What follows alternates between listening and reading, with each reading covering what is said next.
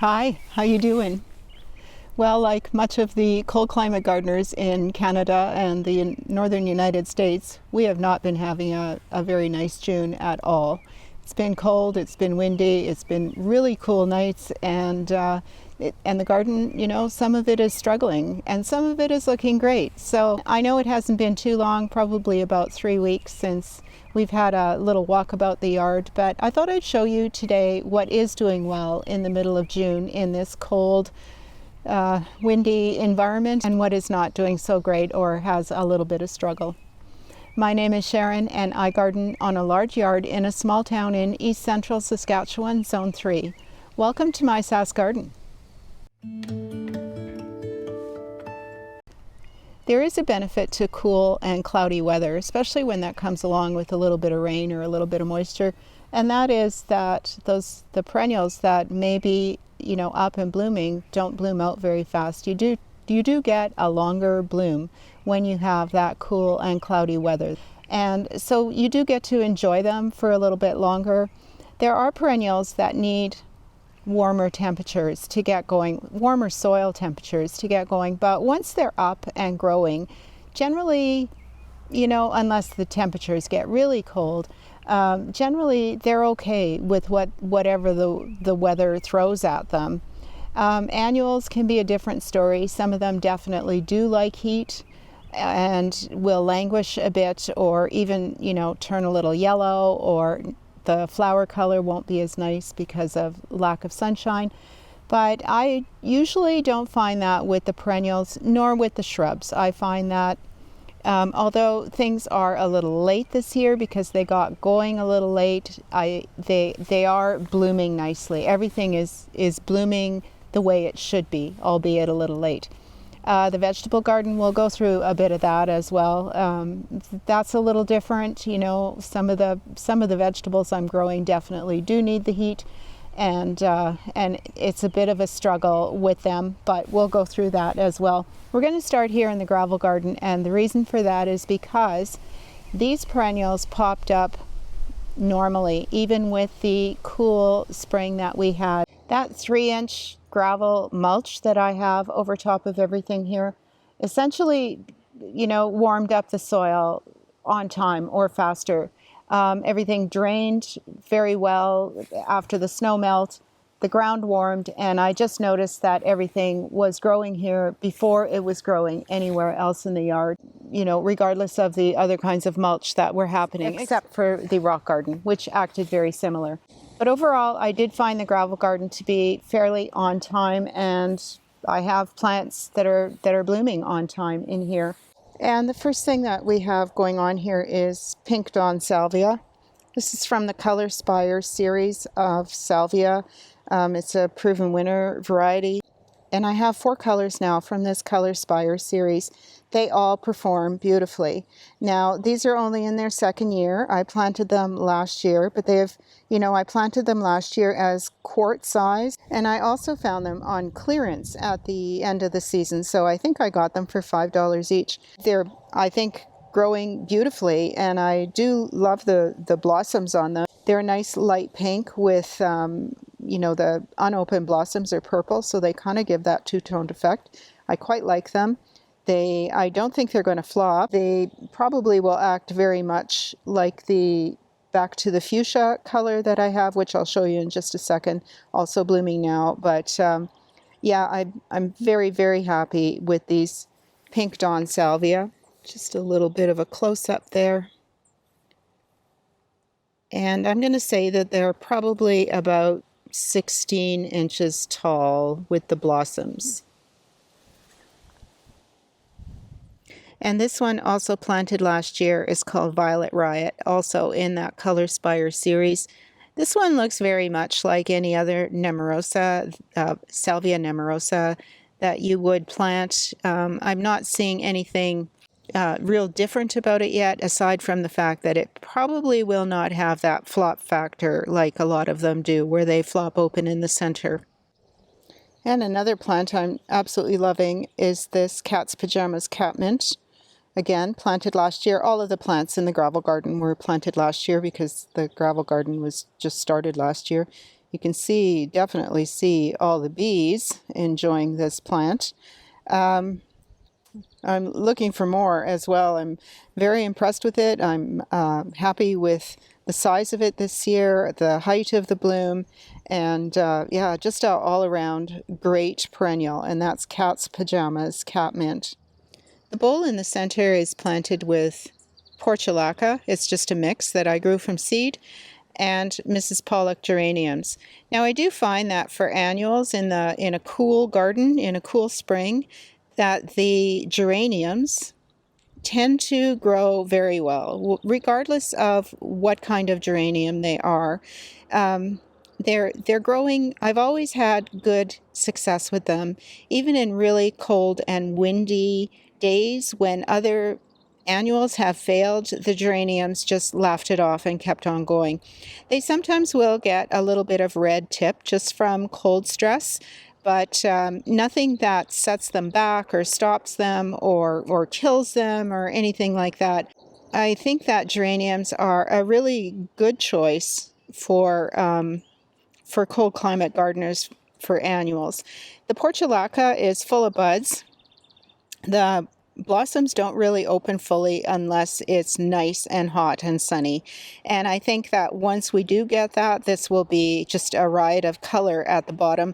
It's certainly putting on lots of green growth, and the stems are stretching, the growth is stretching out, and it's going to be beautiful once the heat comes. But in the meantime, it's a bit of a wait. An iris that absolutely never fails is this one. It's called Rhine Nixie. It's a very old historical iris, and it's very prolific, needs frequent division, and is always going to have plenty to share with friends or neighbors. Here is the Dalmatian bellflower that I started from seed last year, just starting to come into bloom, full of buds. And there is another one just across the path from it. This plant is penstemon. This is the Bejeweled series, and this one is Rose Rhinestones. Very pretty. I really like this this Bejeweled series of penstemon. There's another one called Pink Pearls that I also have. I bought a few more of these this year because I'm very, very pleased with its growth and vigor, how it came out of not a particularly easy winter for me, where a few other perennials have failed. This one is growing very, very nicely. I did a bit more planting on this slope that leads to the upper rock garden, but what I'm really liking is this soapwort right in here. And that's just popped up by itself from seed. I used to grow this soapwort years ago, and I was surprised to see this seedling, or these seedlings. I don't know how many plants are in there. I was surprised to see it pop up, and I just think it looks so pretty coming up out of the Virginia. I don't think it's going to be able to stay with the Virginia. I think the Virginia will choke it out, so I will have to move it, and I'll do that after it's done blooming. But for now, I sure think it's pretty. As for what I planted in here, I did buy that dark-colored, low-growing sedum. It is called Sunsparkler Cherry Tart. Also, I found a few Luisha I will try in here, and in addition, there's the carnations. There's a few hens and chicks in here. This perennial that's blooming pink I planted last year, and this is a perennial phlox that has larger flowers, I think, than some of the creeping phloxes, and this one is called Magenta Sprite. And before we leave the gravel garden, we'll just talk about these potted annuals that I have. This is the basket that I planted the purple bell vine in, and it is actually starting to come along. I mentioned in a previous video that, I had all this. It looked like it was dying. I had all of this kind of drying of vines, and I thought that perhaps it didn't like to be transplanted. Now I see quite a bit of new growth happening, and it's just, basically it's just perking up. But we'll see as the season goes on how they're going to manage, especially in this kind of cooler summer, early summer that we're having for sure. I am glad that I added this Calibrachoa at the top, strawberry punch, maybe strawberry something. And as well, I put in all of these seed-grown hanging geraniums that I seeded fairly late, actually. And they have started blooming, so I've had one with a light pink blossom, but most of the ones that I've seen so far have been this darker pink right there, which is, I think, a pretty color. It's quite a vibrant color. And I have a second basket on the other side of the arbor that is planted pretty much identical with 4 purple bell vine, and they're all, I think, kind of in the same state where they're starting to perk up. This one's pushing a new blossom. So I think with some heat and with some time, maybe they're going to be okay. I'm hoping that they aren't going to cook here, although they do get afternoon shade here. Again, there's that seed-grown hanging geranium and the calibrachoa. And then just below those hanging baskets, I have a pot on either side that are each planted identical with a coleus. The yellow is Bidens or Biddens, and they're starting to put out a nice new flush of blooms now. They kind of languished for a bit. I did not trim back the old blossoms. I don't know if that would help or not, but they shouldn't be a seed-producing type of Bidens. And then just in the front there is the purple oxalis with the yellow flowers. I think that's a really nice filler plant. Overall, this part of the yard is fairly protected from north and west winds, just from all of the shrubs in the background, and it is south facing, so it gets full sun for a good portion of the day.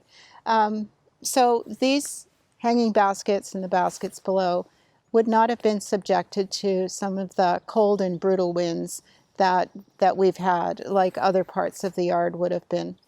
And there's just a view from the upper rock garden into the gravel garden area. And you can see on the right, just below the pot of geraniums, there's another small catmint growing there. And that one is Cat's Meow. It's a different one. And, I sure noticed a difference. That was also planted last year.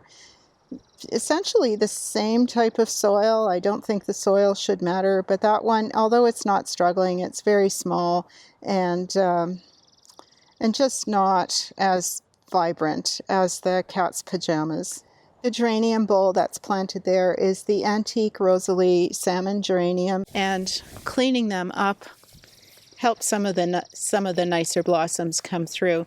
It's also planted with calibrachoa, which I may have to find the name of that. And this is another calibrachoa which has been really, really struggling and kind of turning yellowish. Not really liking the cooler weather that we have is my guess. Here's kind of a long shot of the rock garden area. Right at the bottom, you can see the dwarf bearded iris. The yellow dwarf bearded iris are just finishing blooming. But on the other hand, the tall bearded iris are just coming into bloom. So I think growing both the dwarf bearded iris and the tall bearded iris are a really nice way to continue to have iris blooms in your garden. The Virginia are out of bloom. They will produce seed pods, and so I like to go through and cut off those spent blossoms, even though I don't find them particularly terrible to look at, because the stems are red and with the russet brown. I think it adds a lot of interest, but I don't want them seeding out, and in particular I don't want them seeding out in the rocks. The purple foliage plant in the background, that is the Boom Chocolata geranium. I'm going to say right now that's at about 2 feet tall without blossoms. With the blossoms, it will reach about 30 inches. But again, that colored leaf foliage in the garden just adds a whole lot without flowers. In my opinion, I think that the dark leaf or colored foliage plants, adding as much as you can, will really extend your perennial garden a lot. This plant that you're looking at is Clematis integrifolia, and Often known as now, because there's a cultivar out called Stand By Me, but this one is not Stand By Me. This is seed-grown Clematis integrifolia. This seeds out with wild abandon in my yard, and I do have to weed out a lot of them. This one is held up, supported, otherwise they just flop all over the place. So if you're going to grow them, they're best grown in a tomato cage or staked with some string or something, otherwise they would just flop all about. The seed heads on them are very interesting. They're fluffy and very cool looking. They would be nice to keep on the plant, but I would really strongly recommend deadheading those seed heads before they set seed, because they really do like to seed out a lot. In this area, I did have some losses. Some dianthus did not survive. I'm just going to let this do what it wants for a little while and see how it does. At the very top, just about to bloom yellow, that is called Sedum kamchaticum. And I'm going to say that is one of the toughest sedums ever. That will grow above ground. So if you wanted a perennial to grow above ground, or a container above ground, that would be a really good contender. The problem with it is if pieces fall about, they will take hold, and also they will seed out. And they will make a very large patch in no time. It's not a good ground cover that you could walk on, but it is an excellent perennial if you needed ground cover somewhere where you have very poor soil, very dry, and just hard to grow in type of soil. That's an excellent low growing ground cover. Then there's some hens and chicks and some creeping phlox, and just a kind of all manner of things. And as I said, I'm just kind of gonna let this do what it wants and see how it manages doing that way. And back along the wall, just behind those iris that are just about to go into bloom, and just in front of the greenhouse, that's where I had a large stand of Goldstrom rudbeckia, and they are all dead. Nothing, and there was seed-grown ones in there that had seeded out, as well as the original ones. There was probably 3-4 plants that filled up that area. They have all died over winter, and I don't know why that happened. In another area of the yard where I also had Goldstrom rudbeckia, 2 plants, they also died. In this area, the ajuga that I thought was all but dead is coming back nicely. I'm sure by the end of summer it will have spread itself around and perhaps given me some divisions to plant elsewhere. And here we have the back to the fuchsia salvia just coming into bloom. That's a 3-year-old plant. So you can see that it is, it's not growing way beyond its border. It's, I'm going to say, maybe 16 inches across, and it probably grows to maybe 20 inches or so tall. It's a great perennial. It never flops. It never flops open, and it continues to throw out blooms sporadically throughout the summer, although its heaviest bloom is now. This is the last salvia that I have from the Color Spire series, and this one is called Indiglo Girl, also blooming at this time. Nice color. Again, a nice strong plant, and came through winter just brilliantly, no problem whatsoever. And here I have it just with ajuga that also are blooming kind of bluish at the same time. I think that's going to make a nice pairing as the ajuga fills in more. This poor tall bearded iris is getting all but swallowed up by an encroaching bush and weedy maple trees, and so as soon as it's done blooming, I'm going to move it. But just check out the size of that blossom. It's huge. Here is another small sedum that is just about to come into bloom. It's going to bloom yellow. And there is some of that Sedum kamchaticum that I have growing in a pot on a hypertufa container right there. That's about the only, that's first of all about the size of pot that I can get away with having things winter. that height of pot, which is probably about 8-10 inches high. But the Sedum kamchaticum is about the only perennial I've ever been able to continually grow in a pot like that. I wintered 2 of these baskets of hanging geraniums indoors as mother plants. I also took cuttings, but these are the mother plants. And as I said, the geraniums just seem to have no care about this type of weather. They're growing, blooming beautifully without having any trouble whatsoever. In this big pot just in front of the greenhouse is where I put the dipladenia that I overwintered indoors. And so far, the only color that wants to blossom is the white. There is also rose colored in there. There's actually 4 plants in there, 2 white and 2 rose colored. Around the edge are ivy leaf geraniums and wire vine. If the pink were to come into blossom, I think that would be a really nice combination, but it's slow. I think this would be one of the plants that would probably prefer much nicer weather. It's languishing a bit, although it has put on a great deal of green growth since I planted it in here. Along the garage, the only thing that I have showing any color in here right now is the purple sensation allium. I do like the way they poke up through here. I think it's quite nice. I'm having some trouble with this bed this year in particular because this area flooded during the spring thaw. It doesn't seem to have bothered the lilies very much. I did lose some iris that were planted along the wall.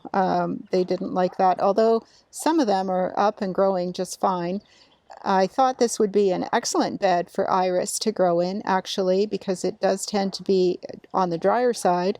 And this is also the area where I lost a couple of the Goldstem rudbeckia, and I think an echinacea has also bit the dust and is not returning from here. The basket that's planted up hanging in between the 2 garage doors, full sun, hot sun location.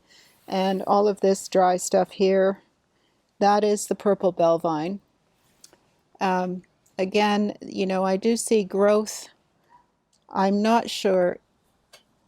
I really don't think that they can handle harsh sun. I think that's going to be their biggest issue. If you do want to grow them here, that the side that's been facing north does have some new growth, some nice new growth, as well as some new blossoms starting. So again, I'm glad that I filled in above with, I think that's also a calibrachoa on the top, as well as some ivy leaf geranium, just to give it more interest. I'm glad I did not go with just the purple bell vine, because that would have been a pretty sad look. The pot planted below that hanging basket, I'm pretty happy with it. That the lemon cypress that's in the background, that came from a holiday planter I've been growing indoors as a house plant. And after hardening it off slowly to the sun, it's doing nicely outside. The petunia that's in front of it is Mini Vista Indigo, I think is the color, as well as some wire vine. And in this area, the Solomon seal, both Solomon seal on both the right and the left. The right one is the variegated Solomon seal. Both blooming nicely, both, came up and are growing just about on schedule, I'd say. The variegated Solomon seal has just a slight white edge to it. The one on the left, the regular Solomon seal, that is a very old perennial for me. It has been in that location for a long time. This leads into our backyard, and we used to have cedar bushes here. The deer really did a number on them, so we actually just trimmed them back. We didn't cut the trunks down. I'm thinking of perhaps using them as a bit of an idea that I have kind of cultivating in my head. More on that at a later time. Just on the inside of the gate area, I planted in all of the primula that I grew from seed. These are Violet Victorians. And I just got those planted yesterday, along with still some hosta right there that are still having some trouble unfurling. They're just slow here. I did take the soil temperature down here not too long ago, just a few days ago, and the soil temperature was still 10. That was the day that I removed most of the mulch from the area to try and get the soil warming up just a little bit faster. Over on the other side here, you can see it's now in a pocket of sunshine. Just going to close this gate here. So in this area, blooming now is globe flower. Always pretty blossoms on the globe flower. And because this was another area that had flooding from the spring melt, I planted in some fern in here. And if the fern should take over, I think that would actually be a pretty good thing in here, because in this little garden bed, I do have a lot of trouble growing plants in here. And so fern might be the answer. If in the shade of this tree, I have started another patch of Solomon seal. Solomon seal is such a great plant for dry shade. It really is. If you need to fill in underneath trees, you really should consider Solomon seal, because it just does spectacular. It really is a great perennial for getting established underneath trees or in any other dry, shady area that you have. About the only thing blooming in the sunny portion, one of the sunny portions of the backyard, this is the southeast corner, are these yellow iris. I can't remember the name of them. I thought perhaps they had butter in the name.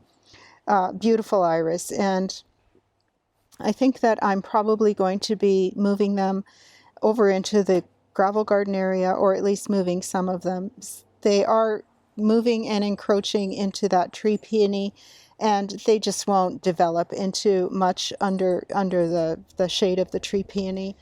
Down along the shady east side of the backyard, this is all under the shade of a willow tree.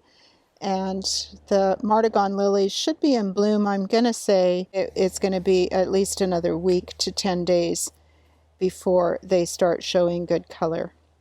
Nice patch of them here though, and they are going to have a nice bloom. Just moving along a bit further in this area, very much a woodland setting, and that's, you know, definitely the look that I am now going for back here is all woodland. So aside from the hosta, which have not yet been decimated by slugs, yay, I also have thalictrum growing, just about to come into blossom, as well as the Martagon lilies. And here is just a close-up of what the thalictrum blossom looks like just before it begins to open. And then once it opens, it's sort of a nice kind of airy, foamy effect. The foliage of the plant looks very much like columbine, but it doesn't have any of the issues that columbine tends to get, like powdery mildew or leaf miner. And because that foliage is so nice, after the blossoms are done, I actually will allow self-seeding of these plants, because they don't take up a lot of space and they seed themselves around really quite nicely, just fitting in amongst plants, filling in that way. It's also, the foliage is easy to distinguish when you're weeding, so that you know that you don't need to weed those out. And just above all that, we're standing as well, just in front of a high bush cranberry. I actually have two growing here. There is another one just beside it, and they're in full bloom right now. And just moving down a little bit more, I think I'm going to start calling this Columbine Corner. There's a lot of very healthy looking columbine in here this year. That's not always the case. The majority of these very dark blossoms, but this is the blossom of all of these, but they all do face down.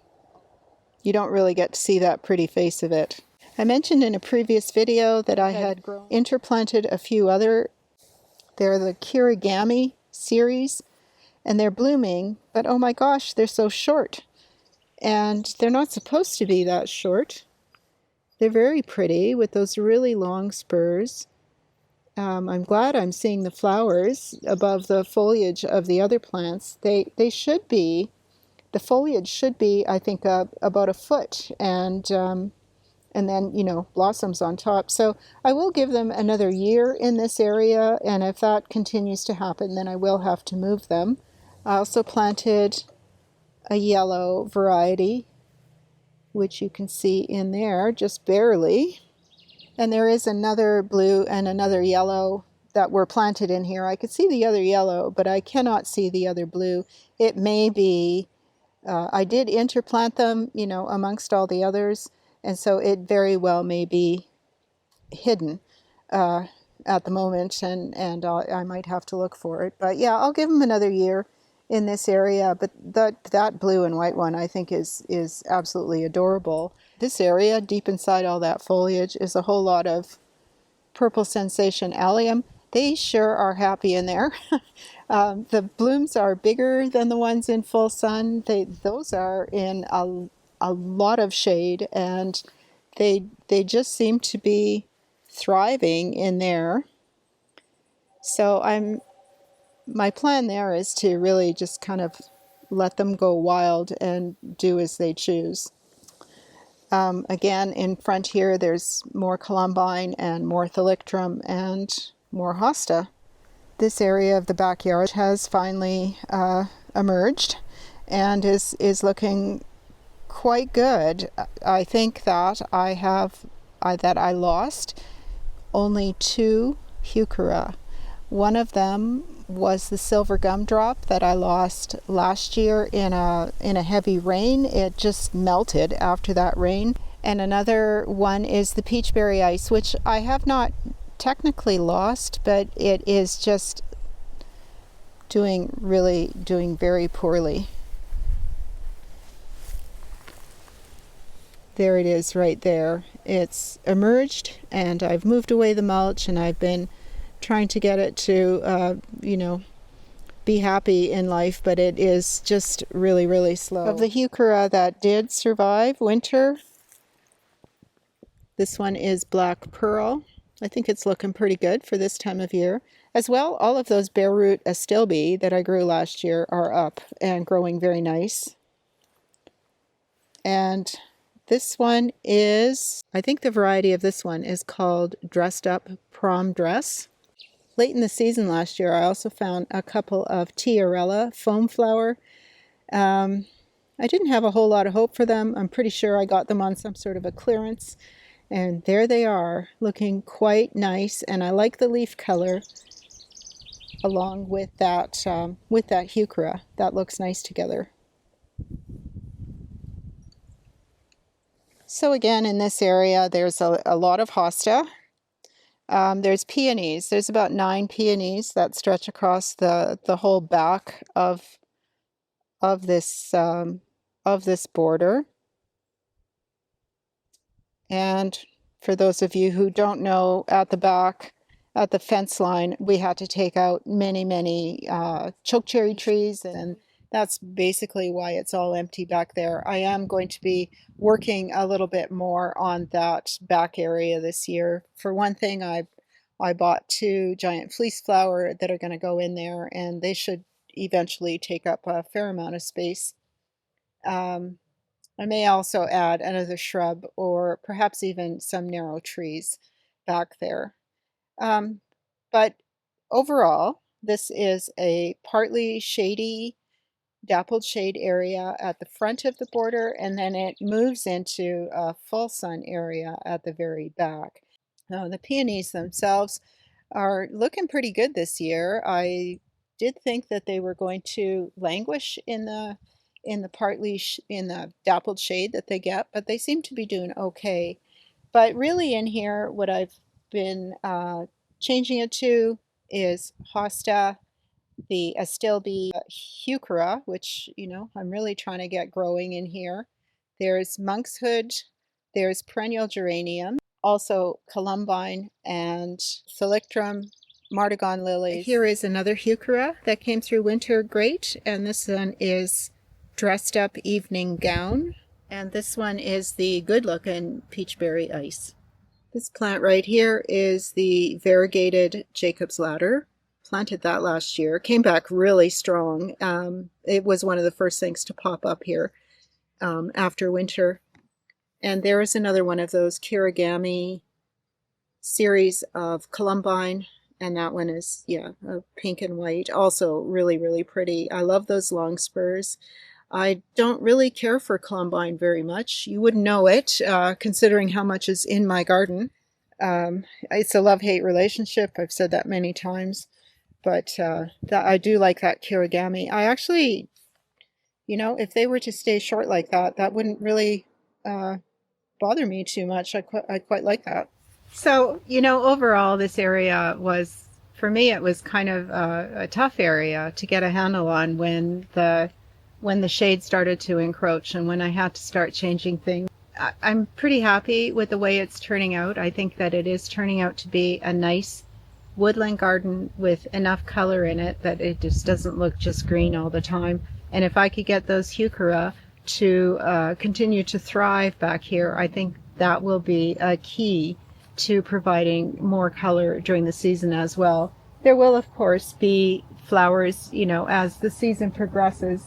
First of all, the peonies are not yet opening, and I'm pretty sure I won't see them opening until the beginning of July this year because of a later year, as well as monkshood, and there's still some delphinium back there. There will be color toward the back of the border, but that front of the border was a particular concern for me as well. I just think it's coming along nicely. We still have some work to do. I'm standing in front of just some trees that are continuing to die back here, and so this is actually the last section I think that needs to be taken care of, and that will be a project for this year, I think. And here in the vegetable garden, most everything is still covered to protect from the wind and the cold nights.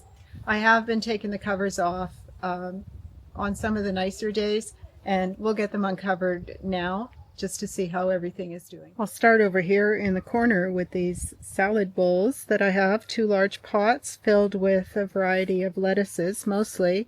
In the back, there's also some dill and mini-me cucumbers. Now, the cucumbers are looking a little kind of yellowish. I think not the dark green that they should be, but they are growing well. The other plants that are loving this weather is the cabbage bed, and so in here I have to the left is Tierra cabbage. In the center, right at the forefront, is the Cailette, which is a beautiful plant. I love that plant. My first year growing it. Followed by some broccoli, and then toward the back are a couple more Cailette. And on the right are the mini cabbages. The green is called Pixie, and the red cabbage is called Red Express.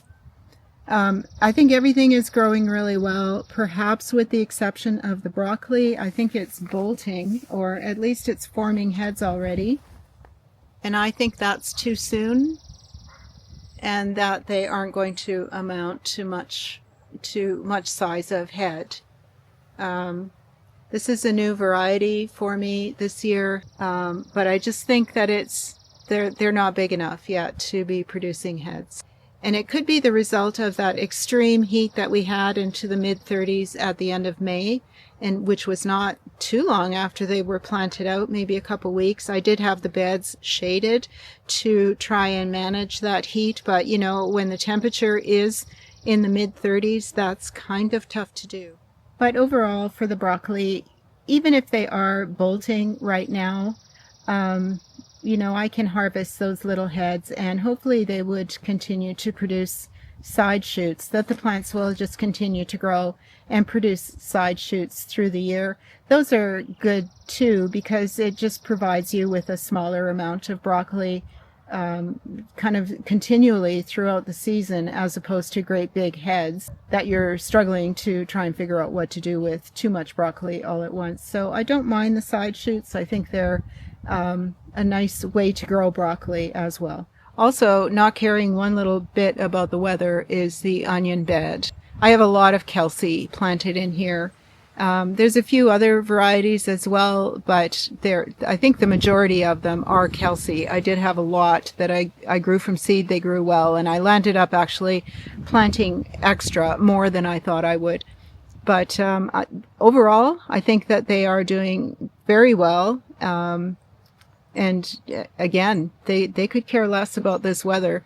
The drip watering that we set up has helped as well, I believe, and I will continue to do that with growing onion in the future. I think that's very helpful for them. Here are carrots and tomatoes. The tomatoes I think all of the plants are blooming, and some have already set fruit. I did have to remove the other hoops and row cover that I had set up earlier because the plants were getting too tall and I had to put on the tomato cages. So now it's a little bit more of a struggle to have them covered, and I do keep them uncovered quite a bit. But again, tonight the low is supposed to go down to 5. Tomorrow night, I believe, is the same thing, just really low temperatures. And so I will put covers on them again, even though they don't go all the way down to the ground. I think that it's probably still helpful to just hold in a little bit of that ground heat to help them through the nights. Those low temperatures at least don't generally come too early. Usually that lowest temperature is just before sunrise, and so they really aren't that cold for that long. If you had a nighttime temperature of 5 degrees all night long, like from 10 p.m., all the way through, that would probably hurt or stall the plants a little bit more than those little bouts of and in here we have squash. The 3 plants toward the back, those are butternut squash, and those are definitely smaller than they were this time last year. Even with the covers, they are smaller. I have photos from last year that shows the plants to be quite a bit bigger at this time in June, at this stage in June. Just toward the front with the little bit more silvery leaves, those are delicata squashes. I've not grown them before, so I can't say whether they're doing good or not. To me, they look like they're doing good, and I think that they're going to be fine.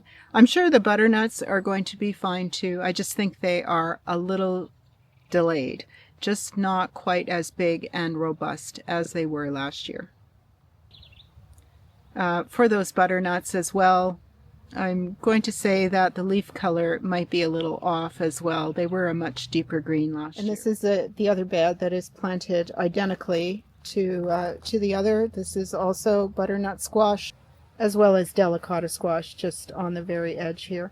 Now these look a little bigger, and coincidentally these are a different seed. These seed are the early butternut hybrid from William Dam, and the other ones that we were just looking at are early butternut hybrid with seed from Lindenberg. But in any case, given the weather, I am pretty sure they would not be this far along had I not had them covered with hoops and row cover this entire time. In this bed, just through the screening, is the garlic. As well, I have it planted on the edges with rutabaga and beets. The rutabaga, I'm noticing flea beetle damage, and so even with the screening, I'm getting it now. Granted, the screening is could probably be secured somewhat better, and I'll have to work on that. But yeah, I can see flea beetles on there, and they are eating up the rutabagas. So I'm going to dust with diatomaceous earth and secure the row cover a little bit better. These are my 3 mashed potato squashes. I think they're looking okay. They seem to have good leaf color. They're pretty robust plants. I've not grown them before. At the end, I also have 2 cucumber plants. One is Summer Dance and one is Sweeter Yet. They are both long English cucumbers, and growing slowly, but they're not showing too much sign of cold stress. And one final point about hoops and row cover. These are some pole beans that I have planted along with the bed that contains the mashed potato squash, and so these are also getting benefit of some cover. And you can see that they have pushed their, not only the seed leaves, but their next set of leaves and the second set of true leaves are about to emerge. And these are the same pole beans that are planted on the other side of the trellis, that are planted in the onion bed, and they get no benefit of extra cover. And you can see here that the first set of true leaves are barely emerging, and they are much smaller. And the plants just in general look a little yellower and a little poorer. They don't look nearly as happy as the ones that are benefiting from the cover. So that's actually rather interesting. I didn't really expect to see that kind of a result from pole beans, but there you go. And the zucchini plants are basically holding their own. This time last year, my zucchini plants were already producing, so you know they're definitely slower. However, they are going to start to push out some blossoms fairly soon. And the last of the vegetables are growing here in the greenhouse, and that's the peppers. I'm sure glad that I have the ability to grow the peppers in the greenhouse. They're all doing well. I am still having some aphid pressure. I do have to watch them quite closely every day. Most of the aphids are landing up on the bottoms of the leaves, closer to the soil surface rather than up high around the blossoms, which is generally, I think, where aphids like to be, is around the blossoms or the very young fruit or the very young growth. So really for me, it's just a matter of watching them every day. I have 3 Jimmy Nardello, 3 Olympus, which one of my favorites. These 3 are King of the North, and they're growing well. My first time growing these, I am liking them. Then I have 3 Red Knight. They're also growing well, and at the very back here are the Lesia peppers, which are kind of like a sweet heart-shaped Ukrainian heirloom pepper.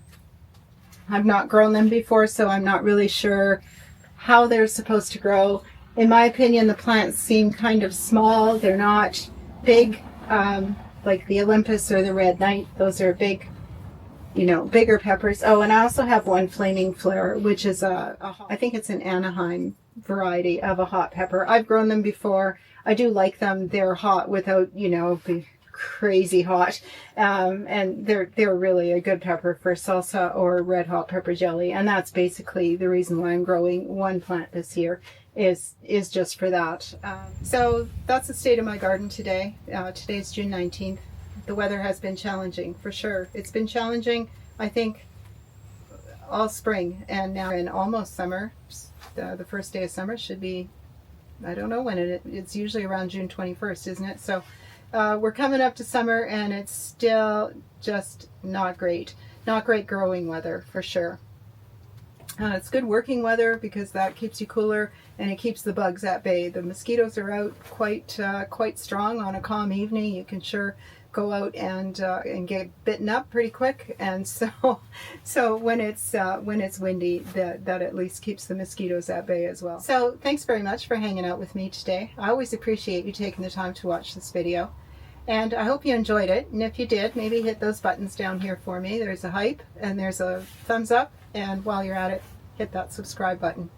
I hope you're doing well. See you soon.